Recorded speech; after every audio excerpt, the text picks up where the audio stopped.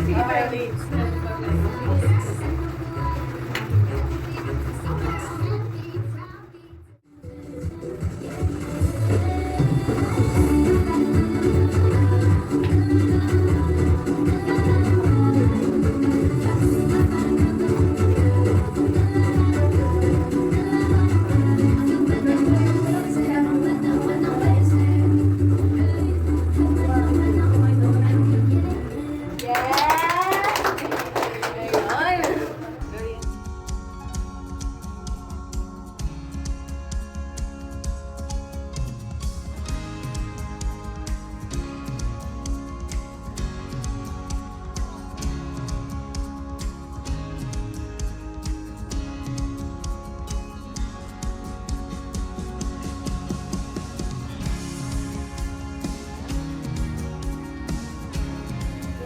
And let us call Pastor Alice for short devotion. Anin mo ang iyong manlilikha sa panahon ng iyong kabataan, bago dumating ang mga araw at taon na puno ng kabuluhan. Panahong hindi mo na madama ang tamit ng kabuhay. Alalahanin mo ang Diyos bago makumuli ang sikat ng araw, bago magdilim ang buwan at mga bituin, bago ka matabunan ng makapal at madilim na ulap. Alalahanin mo siya bago manghina ang iyong katawan, bago manghina ang iyong mga bisig, bago mawalan ng lakas ang iyong mga tuhod. Alalahanin mo siya bago magbungi ang iyong mga ngipin, at bago lumabo ang iyong mga mata. Mga kabataan. Kasama din dito yung kagaya namin na may kakayahan pa na maglingkod. Diba? Magsilbi ka sa Panginoon at magsampayin mo siya. Pero bago manghina ang iyong mga bisig, okay, is for the Lord. Amen? At naway, bless tayo sa mga Panginoon kapatid natin. Good luck. Thank you. Kabataan. And yun ay merong itatakal tungkol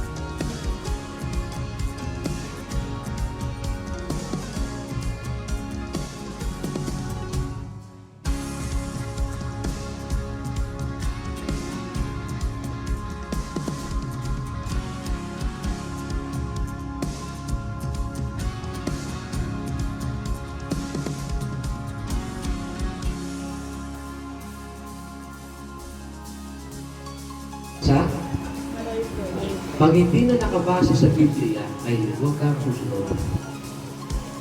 Baka mali na yun.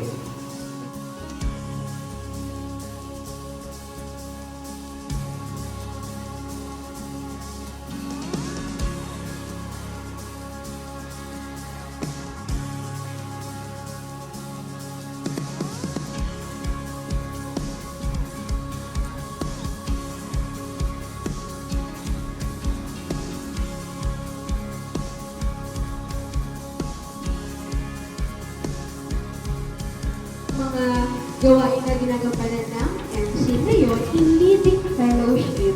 No? Una, babasahin ko muna sa unang Thessalonica 5:11. Dahil dito, palakasin ninyo ang loob ng isa't isa at magtulungan kayo tulad ng ginagawa ninyo ngayon. Tayo po ang mamumuno para palakasin ang o i-encourage, hikayatin ang mga tao na kapaligid sa atin. Hikayatin natin yung mga kapatid natin, ano po? And sabi dito, Nung nagsisimba po ako sa Galay, kaya nag-umpisa lang po kami sa ilan ng kumaning. Di ba? Kailangan lang po yun. Hanggang sa nakahikayat lang po kami dito sa kumaning.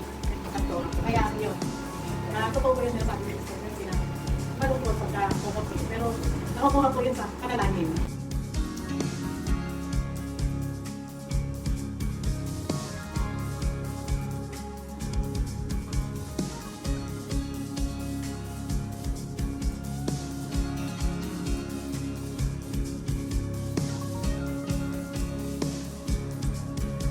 Ba, siguro po, unang-una kailangan po tayo, siguro po, idea rin tayo, konti pong kalaman para po naman, yung ating tatabihin, kaya po natin, kulay, ano man po yung salitang ating, o kaya yun.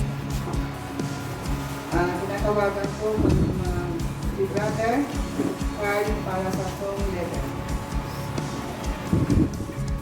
Ang ministeryo sa pagiging musikaya, ang tatawagin pagdiriwang at panambahang pambansa.